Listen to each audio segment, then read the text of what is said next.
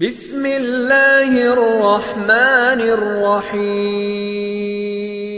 السلام علیکم پیارے دوستو، جیسا کہ آپ سبھی کو پتا ہوگا کہ بقرعید آنے والی ہے اور بقرعید کیوں منائی جاتی ہے، اس کے پیچھے کی کہانی کیا ہے، سچائی کیا ہے، ان سبھی چیزوں کے بارے میں ہم آپ کو جانکاری دیں گے۔ آپ بنے رہے ہمارے ساتھ دوستوں۔ آپ کو یوٹیوب میں بہت سارے ویڈیو مل جائیں گے، لیکن آپ کو اتنا ڈیٹیل میں کسی نے نہیں بتایا ہوگا جتنا ڈیٹیل میں ہم آپ کو بتانے جا رہے ہیں۔ لیکن اس سے پہلے آپ نے ابھی تک ہمارے چینل کو سبسکرائب نہیں کیا ہے تو لال والے بٹن کو دبا کر جلدی سے سبسکرائب کر لیں، تاکہ ہماری ہر آنے والی ویڈیو جانکاری آپ کو مل سکے۔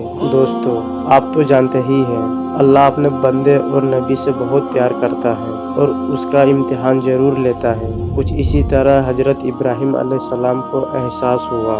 ہزاروں سال پہلے حضرت ابراہیم علیہ السلام ایک بار آرام فرما رہے تھے، تبھی آپ کو نیند آ گئی۔ تو آپ کیا دیکھتے ہیں کہ اللہ تعالیٰ فرماتا ہے، اے ابراہیم، اپنے سب سے پیارے اور عزیز چیز کو میری راہ میں قربان کرو۔ چنانچہ صبح ہوئی تو آپ نے سوچا کہ نبی کا خواب کبھی غلط نہیں ہو سکتا، جھوٹا نہیں ہو سکتا۔ تو آپ کے پاس کافی تعداد میں اس ٹائم اونٹ ہوا کرتے تھے، تو اپنے 100 اونٹوں کی قربانی کر دی۔ پھر اگلی رات میں غیب سے آواز آئی کہ اے ابراہیم، اپنے سب سے پیاری چیز کو قربان کرو۔ تو پھر دوسرے دن اپنے 200 اونٹوں کی قربانی دی۔ پھر تیسری دن غیب سے وہی آواز آئی تو آپ سوچنے لگے کہ میرے سب سے پیاری چیز تو میرا فرزند ہے، یعنی میرا بیٹا اسماعیل ہے۔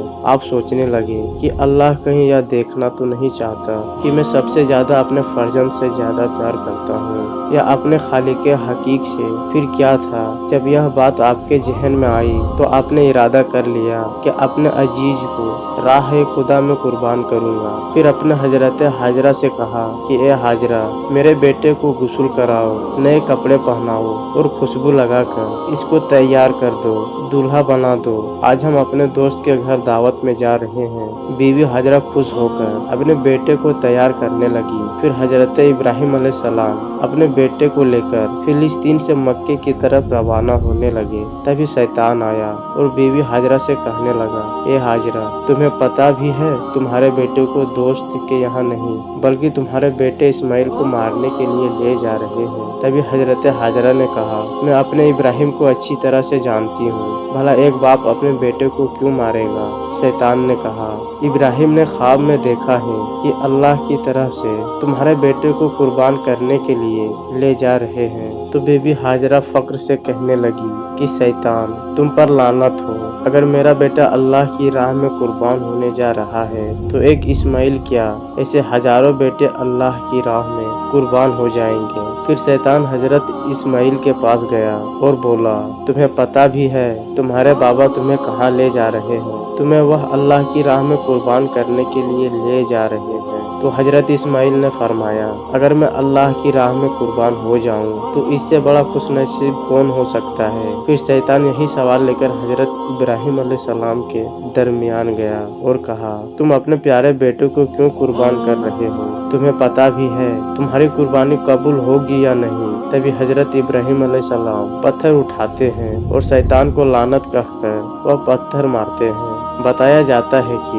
تبھی سے مکہ شریف میں حج کے دوران شیطان کو پتھر مارا جاتا ہے۔ پھر آپ آگے بڑھنے لگے۔ پھر آپ اپنے پیارے سے فرزند سے فرماتے ہیں کہ کیا آپ کو پتا ہے ہم آپ کو اللہ کی راہ میں قربان کرنے کے لیے لے جا رہے ہیں۔ تبھی حضرت اسماعیل علیہ السلام کہنے لگے، بابا، اس سے بہتر میرے لیے کیا ہوگا کہ مجھے اللہ کی راہ میں ایک اللہ کے نبی قربان کرنے کے لیے لے جا رہے ہیں، لیکن بابا، میری ایک التجا ہے، جب میرا گلا کٹے گا تب آپ دیکھ نہیں پائیں گے، اس لیے رسی سے میرے ہاتھ اور پاؤں دونوں اچھی طرح باندھ لینا، اور بابا میں چاہوں گا آپ اپنی آنکھوں میں پٹی باندھ لیں، آپ کو رحم نہ آ جائے۔ بس پھر حضرت ابراہیم علیہ السلام نے اپنے بیٹے کے ہاتھ اور پیر اور اپنی آنکھوں میں پٹی باندھ لی اور اپنے ہاتھوں سے چھری لے کر آسمان کی طرف دیکھا اور کہا، اے اللہ، اگر تو مجھے 1000 اسماعیل دیتا تو میں 1000 اسماعیل کو تیری راہ میں قربان کر دیتا۔ देता। यह कहकर जैसे ही गर्दन के तरफ छुरी ले जाने लगे तो अल्लाह ताला ने फरमाया, ए जिब्राइल, जा जन्नत से एक जानवर लेकर जा और इस्माइल को हटा के उस जानवर को उसी जगह रख दे। इब्राहिम अपने इम्तिहान में पास हो गया। जैसे ही आपने छुरी को फेरते ही जब खून बहने लगा तो आपने आंखों से पट्टी खोली तो क्या देखते हैं, उनका बेटा सही सलामत है और उनके साथ खड़ा है। नीचे देखा तो एक दुम्बा, जिनको हम भेड़ बोलते हैं, वो हजरत इस्माइल अलैहिस्सलाम की जगह कुर्बान हो चुका है। हजरत इब्राहिम अलैहिस्सलाम ने अल्लाह का शुक्र अदा किया और गैब से आवाज आए, इब्राहिम, यह इम्तिहान था, कयामत तक याद रखा जाएगा और तेरी सुन्नत को ईमान वाले हर साल याद करेंगे और अल्लाह की राह में कुर्बानी पेश करेंगे। तभी से यह सिलसिला जारी हुआ। ईद के 70 दिन बाद यानी 2 महीने 10 दिन बाद बकरा ईद मनाया जाता है। हिंदुस्तान, पाकिस्तान, बांग्लादेश और तमाम देशों में 3 दिन तक यह त्योहार मनाया जाता है। गफलत देशों में 7 दिनों तक मनाया जाता है, जिसमें दुम्बा, बकरा, ऊंट और तमाम जानवरों को कुर्बान किया जाता है। कुर्बानी के गोश्त के 3 हिस्से बनाए जाते हैं। पहला हिस्सा गरीबों मिस्किनों के लिए, दूसरा हिस्सा रिश्तेदारों के लिए और तीसरा हिस्सा अपने घर के लिए किया जाता है। बकरा ईद को ईद उल अजहा भी कहा जाता है। जो लोग कुर्बानी कर रहे हैं वह लोग खासकर गरीबों को जरूर तकसीम करें। दोस्तों, उम्मीद करता हूँ कि आपको यह वीडियो जरूर पसंद आया होगा, तो लाइक और शेयर करना ना भूलें। खुदा हाफिज।